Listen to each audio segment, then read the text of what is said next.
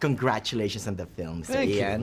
man. It is darker and a bit more violent, but twisty and with great big horns. And funny. And funny. Well, yeah, I mean, I thought it was a real entertainment as a movie, which it's got nothing to do with the first two movies in the best sense of the word, because they stand on their own, right? From Guillermo and Ron and John are all friends of mine, and this is a different movie. This is what Mignola wrote as a a comic book. I don't call them comic book, graphic novel. I think. Right. Yeah, a exactly. graphic novel. Because, no, not my genre. I mean, Yeah, I'm still into big hardbacks, whatever. But Yeah. why that?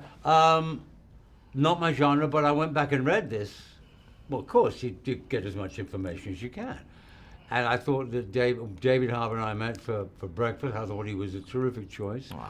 We had this very chippy relationship, good one, instantly. Right. Funny, chippy, which I think we continued into Like the sort in of the film, characters in the that's right. movie in the best kind of way, with a nice, an easy kind of style. Not too much of it, or not trying to be funny the whole time, but that's an attitude with each other.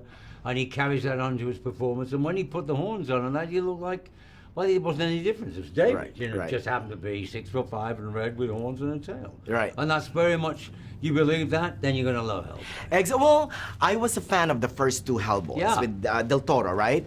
But this one stands on its own. Good. And I love that you mentioned the original Hellboys, because I heard it part of your it is a little homage to Mr. John Hurt. which is the same. Yeah, in the best sense, like I was getting. I mean, I'm nothing like John as an actor. That's why I loved him. That's what makes horse racing. As we Yeah, say. yeah. But I loved him dearly, and I couldn't play it like him, but a different way. But I felt like it was fine, carry on, have a good time.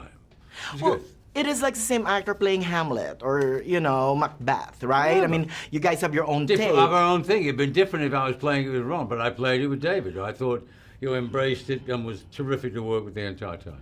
But your relationship, your character's relationship, Professor Bloom, right, Broom, your relationship with Hellboy, I mean, that's the heart of the film to me, I think.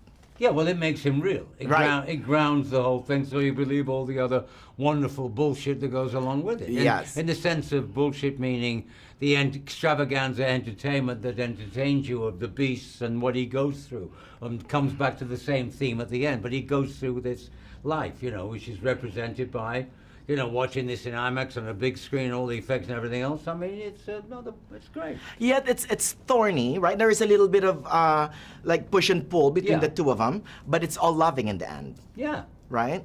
Well, that sets it up for like you're on your own, Yeah. What are you going to do in episode 2? I Who know. knows? I don't know. Without revealing anything. I have no idea. I mean, I have no idea. Will they do it? Whatever. Doesn't Yeah. matter. Oh, I'm sure they will. I'm sure you've asked these questions before, but a little hint of what's to come in Deadwood, the feature film. 10 years later, statehood. It's linked to the last episode, and I think you'll like it. Oh, great. Great tease, Mr. Oh, Ian. And thank you so much for being Hellboy's dad. I want you to be my dad, too. Thanks, Dan. Anytime.